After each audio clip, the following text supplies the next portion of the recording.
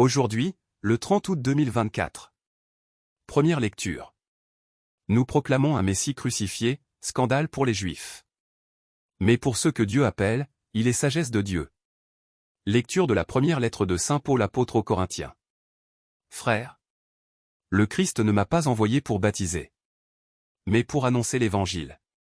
Et cela sans avoir recours au langage de la sagesse humaine. Ce qui rendrait vaine la croix du Christ. Car le langage de la croix est folie. Pour ceux qui vont à leur perte. Mais pour ceux qui vont vers leur salut, pour nous, il est puissance de Dieu. L'Écriture dit en effet: je mènerai à sa perte la sagesse des sages. Et l'intelligence des intelligents, je la rejetterai. Où est-il, le sage? Où est-il, le scribe? Où est-il, le raisonneur d'ici-bas? La sagesse du monde. Dieu ne l'a-t-il pas rendue folle? Puisque, en effet, par une disposition de la sagesse de Dieu, le monde, avec toute sa sagesse, n'a pas su reconnaître Dieu. Il a plu à Dieu de sauver les croyants. Par cette folie qu'est la proclamation de l'Évangile. Alors que les Juifs réclament des signes miraculeux. Et que les Grecs recherchent une sagesse. Nous proclamons un Messie crucifié. Scandale pour les Juifs. Folie pour les nations païennes. Mais pour ceux que Dieu appelle, qu'ils soient juifs ou grecs. Ce Messie, ce Christ, est puissance de Dieu. Et sagesse de Dieu.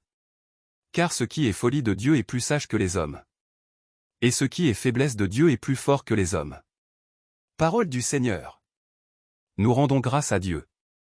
Psaume. Toute la terre, Seigneur, est remplie de ton amour. Criez de joie pour le Seigneur, homme juste. Homme droit, à vous la louange. Rendez grâce au Seigneur sur la cithare. Jouez pour lui sur la harpe à 10 cordes. Oui, elle est droite, la parole du Seigneur. Il est fidèle en tout ce qu'il fait. Il aime le bon droit et la justice. La terre est remplie de son amour. Le Seigneur a déjoué les plans des nations. Anéanti les projets des peuples. Le plan du Seigneur demeure pour toujours. Les projets de son cœur subsistent d'âge en âge.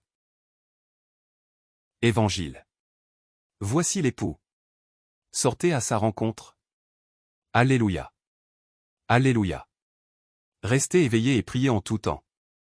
Ainsi vous pourrez vous tenir debout devant le Fils de l'homme. Alléluia. Évangile de Jésus-Christ selon saint Matthieu. En ce temps-là, Jésus disait à ses disciples cette parabole.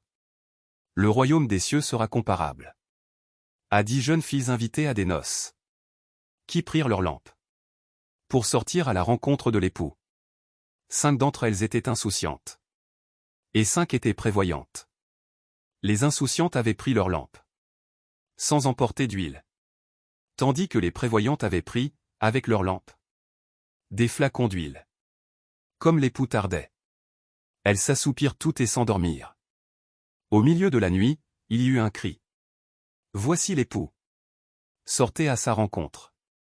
Alors toutes ces jeunes filles se réveillèrent et se mirent à préparer leurs lampes. Les insouciantes demandèrent aux prévoyantes: donnez-nous de votre huile, car nos lampes s'éteignent. Les prévoyantes leur répondirent: jamais cela ne suffira pour nous et pour vous. Allez plutôt chez les marchands vous en acheter. Pendant qu'elles allaient en acheter, l'époux arriva. Celles qui étaient prêtes entrèrent avec lui dans la salle des noces. Et la porte fut fermée. Plus tard, les autres jeunes filles arrivèrent à leur tour. Et dirent: Seigneur, Seigneur, ouvre-nous. Il leur répondit: Amen, je vous le dis, je ne vous connais pas. Veillez donc, car vous ne savez ni le jour ni l'heure. Acclamons la parole de Dieu. Louange à toi Seigneur Jésus.